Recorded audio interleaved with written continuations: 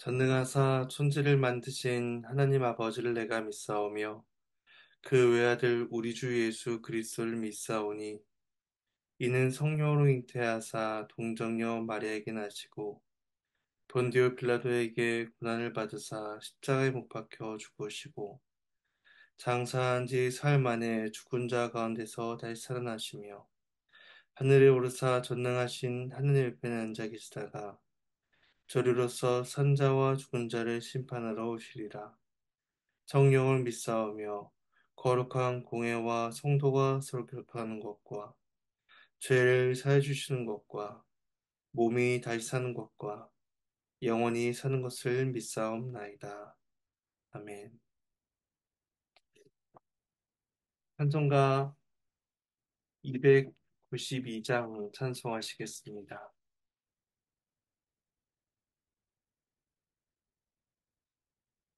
292장 1절과 4절을 찬송하시겠습니다. 함께 찬송하시겠습니다. 주 없이 살 수 없네 죄인의 구주여 그 귀한 보배 피로 날 구속하소서 구주의 사랑으로 흘리신 보혈이 내 소망 나의 위로 내 영광 됩니다.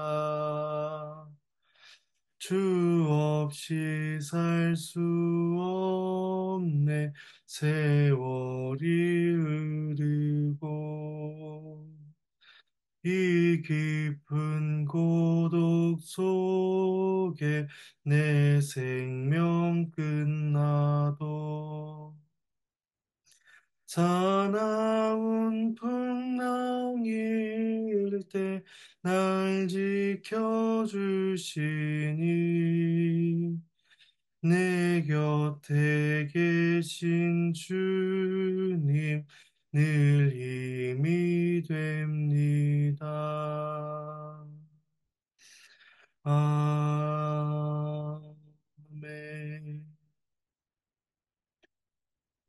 함께 보실 말씀은 예레미야 32장 26절에서 35절까지의 말씀입니다.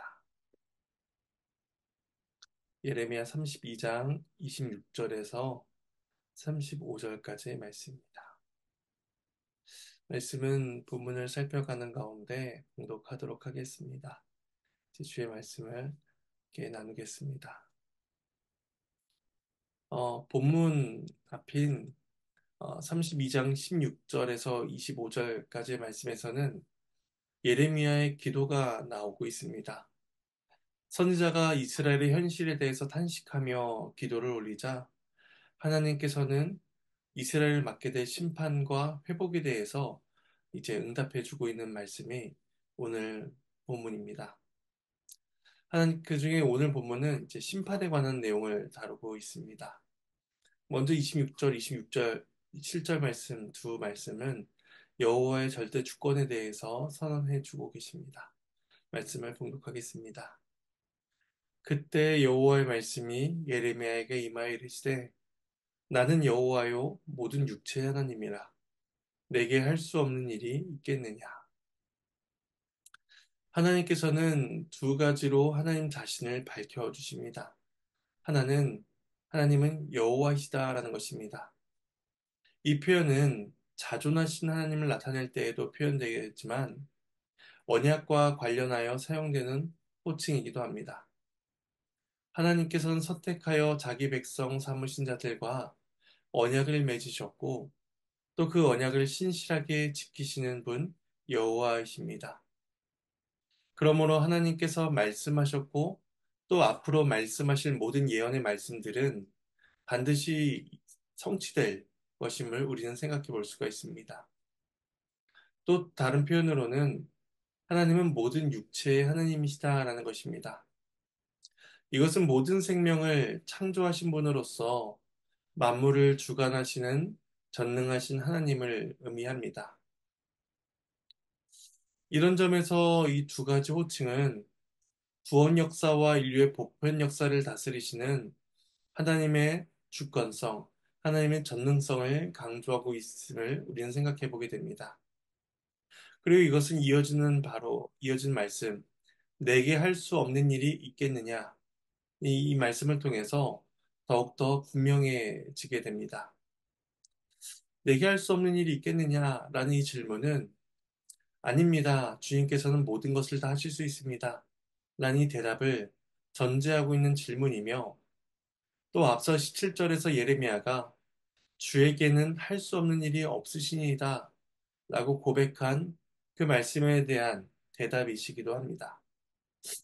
하나님은 이스라엘을 심판하실 수 있는 분이시기도 하고 또 이스라엘을 구원하실 수 있는 분이시기도 합니다. 인간에게는 기이한 일이 하나님에게는 전혀 기이하지 않은 일이 되는 것이죠. 이를 하나님께서 그의 백성 이스라엘을 향한 심판을 선언하십니다. 28절에서 30절은 여호와의 심판과 그 이유에 대해서 말씀해 주고 있습니다. 말씀을 봉독하겠습니다. 그러므로 여호와께서 이와 같이 말씀하시니 보라 내가 이 성을 갈대아인의 손과 바벨론의 느부갓네살 왕의 손에 넘길 것인즉 그가 차지할 것이라. 이 성을 치는 갈대아인이 와서 이 성읍에 불을 놓아 성과 집 곧 그 지붕에서 바알에게 분향하며 다른 신들에게 전제를 드려 나를 경노하게 한 집들을 사르리니 이는 이스라엘 자손과 유다 자손이 예로부터 내 눈앞에 악을 행하였을 뿐이라. 이스라엘 자손은 그의 손으로 만든 것을 가지고 나를 경노하게 한 것뿐이니라. 여호와의 말씀이니라. 하나님께서는 능치 못할 일이 없으시다는 것을 예레미야에게 상기시키신 이후에 이렇게 말씀하십니다. 그래서 28절에 그러므로 라는 이 접속사는 앞서 27절에 근거한 하나님의 심판을 이제 말씀하고 있는 것입니다.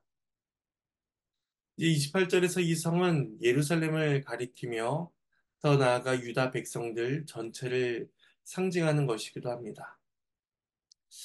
그들은 예루살렘이 하나님의 보좌이며 또 그들은 성전과 언약궤를 소유하고 있기 때문에 이방인들의 손에 멸망당하지 않을 것이다 라고 자신하였습니다. 게다가 예루살렘 성은 지정학적으로도 외세의 침략을 방어하기에 매우 좋은 조건을 가지고 있기 때문에 그들은 충분히 적들을 막아낼 수 있을 것이다 라고 생각했습니다. 비록 두 번에 걸쳐서 포로들이 끌려가는 일이 발생하긴 했지만 그럼에도 충분히 적들을 막아낼 수 있다라고 그들은 자신했던 것입니다. 따라서 그들은 희망에 가득 찬 미래를 계속해서 기대하고 상상할 수가 있었습니다. 예루살렘의 멸망에 대해서 참 선지자들이 여러 차례 예언하였지만 그 일이 속히 이루어지지 않는 것은 그들이 선하거나 또는 하나님께서 능력이 없으셔서가 아니었습니다. 하나님은 그들이 회개하고 돌이키기를 원하셨습니다. 그리고 그들이 하나님의 존재와 하나님의 능력을 온전히 믿고 주 앞에 살아가기를 원하셨습니다. 마치 예레미야가 하나님께 주에게는 할 수 없는 일이 없으시니다라고 고백하였던 것처럼 그러한 신앙 고백이 이스라엘에게서 나타나기를 바라셨던 것입니다.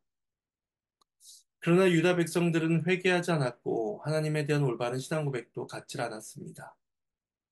그러므로 여호와 모든 육체의 하나님께서는 이방 나라 왕을 통해서 이스라엘의 죄악을 심판하시겠다라고 말씀하고 있는 것입니다. 하나님의 이 성을 느부갓네살 왕과 갈대아인의 손에 넘기실 것인데 이것은 바벨론을 움직이는 것이 바벨론의 신이 아니라 여호와 하나님이심을 보여줍니다. 그들은 하나님에게 넘겨받은 예루살렘을 불로 태울 것입니다. 바벨론이 예루살렘에 불을 놓는 이유는 그 이스라엘 백성들이 불을 사용하여 이방인을 섬겼기 때문입니다. 그들은 하나님께서 거처로 주신 예루살렘 성과 집들을 우상 숭배의 장소로 사용했습니다. 율법은 우상 숭배하는 성읍이 있다면 전부 불사르고 영구히 폐허가 되게 하라라고 명하고 있습니다. 신명기 13장 14절에서 16절 말씀을 이렇게 말씀합니다. 제가 말씀을 읽어드리겠습니다. 너는 자세히 묻고 살펴보아서 이런 가증한 일이 너희 가운데 있다는 것이 확실한 사실로 드러나면 너는 마땅히 그 성읍 주민을 칼날로 죽이고 그 성읍과 그 가운데에 거주하는 모든 것과 그 가축을 칼날로 진멸하고 또 그 속에서 빼앗아 차지한 물건을 다 거리에 모아놓고 그 성읍과 그 탈취물 전부를 불살라 내 하나님 여호와께 드릴지니 그 성읍은 영구히 폐허가 되어 다시는 건축되지 아니할 것이라. 신명기 13장 14절에서 16절 말씀입니다. 이제 예루살렘이 그렇게 파괴돼야 될 대상이 되어버립니다. 그들이 바알에게 분향하며 향을 태웠듯이 하나님은 느부갓네살을 통해서 하나님을 경노하게 된 모든 집들을 불살라 버리실 것이다 라고 말씀하십니다. 30절에서 그 심판의 이유가 두 가지로 요약적으로 제시됩니다. 첫 번째는 그들이 예로부터 악을 행하였다 하는 것입니다. 예로부터라는 말씀은 2장 2절 말씀에 의하면 청년의 때로 표현되어서 광야 시기를 가리키게 되는데 그들은 하나님의 은혜로 출애굽을 한 이후에 줄곧 하나님께 악을 행해왔다라는 것입니다. 그런데 이것은 단순히 출애굽 이후의 악행만을 가리키는 것이 아니라 그들 안에 본성적으로 드러나 있는 또한 태생적인 악함을 뜻한다라고 볼 수가 있습니다. 그들의 악은 어떠한 시점에 발생하게 된 그런 후천적인 결과가 아니라 그들 안에 본성적으로 내재되어 있는 선천적인 죄악들이었습니다. 그리고 심판의 두 번째 이유는 그들이 손으로 만든 것을 가지고 하나님을 경노하겠다는 것입니다. 그들은 나무나 돌, 쇠 등으로 우상들을 조각하여 섬겼습니다. 출애굽기 32장에서는 백성들이 아론을 중심으로 하여 금송아지를 만든 사건이 나오고 있습니다. 그런데 아론이 송아지 형상을 만들고 말하기를 이는 너희를 애굽 땅에서 인도해낸 너희의 신이다 라고 말하고 있죠. 그들은 출애굽을 이야기하고 있지만 왜곡하여 자기들의 신앙, 자기들의 신을 만들어 버립니다. 이러한 행위는 하나님을 이야기하고 있지만 하나님을 경노하게 할 뿐이었습니다. 오늘날 예배와 또 헌신의 모든 형태도 하나님께서 가르치신 방식을 쫓아서 예배해야 하며 하나님께서 원하시는 방식을 쫓아서 하나님을 섬겨야 하지 우리들의 생각에 따라서 만들어진 모든 것들은 하나님을 기쁘시게 하는 것이 아니라 하나님을 경노하게 한다는 사실을 우리는 기억해야 할 것입니다. 이어진 31절에서 35절 말씀은 심판의 이유가 더 자세하게 서술됩니다. 마지막 말씀을 봉독하겠습니다. 이 성이 건설될 날부터 오늘까지 나의 노여움과 분을 일으키므로 내가 내 앞에서 그것을 옮기려 하노니 이는 이스라엘 자손과 유다 자손이 모든 악을 행하여 내 노여움을 일으켰습니다. 그들과 그들의 왕들과 그의 고관들과 그의 제사장들과 그의 선지자들과 유다 사람들과 예루살렘 주민들이 다 그러하였느니라. 그들이 등을 내게로 돌리고 얼굴을 내게로 향하지 아니하며 내가 그들을 가르치되 끊임없이 가르쳤는데도 그들이 교훈을 듣지 아니하며 받지 아니하고 내 이름으로 일컫는 집에 자기들의 가증한 물건들을 세워서 그 집을 더럽게 하며 흰놈의 아들의 골짜기에 바알의 산당을 건축하였으며 자기들의 아들들과 딸들을 몰래 앞으로 지나가게 하느니라. 그들이 이런 가증한 일을 행하여 유다로 범죄하게 한 것은 내가 명령한 것이 아니요 내 마음에 둔 것도 아니니라. 하나님의 말씀입니다. 하나님께 감사합니다. 이스라엘의 죄의 특징은 지속성을 가지고 있다는 것입니다. 30절에서는 예로부터라고 표현되었다면 31절에서는 이 성이 건설된 날부터 오늘까지라고 말씀합니다. 상습적인 그들의 악행은 하나님께 노여움과 분을 일으키게 하기에 충분했습니다. 그래서 하나님은 이 성을 내 앞에서 옮기시겠다라고 선언합니다. 이때 옮기다라는 것은 제거하다, 쫓아내다라는 의미로서 예루살렘이 황폐하게 되는 것을 말씀해 주고 있습니다. 그런데 그들의 죄는 일부 사람들에게만 국한된 것이 아니었습니다. 정치 지도자인 왕과 고관들은 하나님 나라의 통치를 실현하지 못했고, 종교 지도자들인 제사장들과 선지자들은 하나님의 뜻을 바르게 선포하거나 나타내지 못했습니다. 백성들은 그들의 잘못된 인도를 거부하기보다 기쁘게 여기고 환영하였습니다. 그러면 지도층부터 백성에 이르기까지 모든 사람들 각 사람이 악을 행하며 살아갔던 것입니다. 이런 그들의 모습은 하나님께 등을 돌리고 있는 것과 같았습니다. 하나님은 그들을 바라보시며 그들을 가르치기를 원하셔서 끊임없이 부지런히 가르치셨습니다. 하지만 그들은 지속적으로 하나님에게 등을 돌리고 하나님의 말씀을 듣기를 거부하였습니다. 하나님의 말씀에 대한 이러한 거부는 가장 거룩해야 할 성전조차도 죄로 더럽혀지는 모습으로 나타나게 됩니다. 그곳에 가증한 물건을 세워둔 것입니다. 하나님의 집을 더 이상 하나님의 집으로 여기지 않은 이스라엘이란 모습들은 성전 파괴의 책임이 전적으로 그들에게 있음을 보여줍니다. 눈으로 보기에는 바벨론의 군대에 의해서 그 성전이 파괴되는 것으로 보여지지만 그 이전에 온갖 가증한 것으로서 성전을 훼손하는 것은 이미 이스라엘 그들 자신들이었습니다. 마지막으로 그들은 바알의 산당을 짓고 또 자녀들을 몰렉에게 제물로 바치게 됩니다.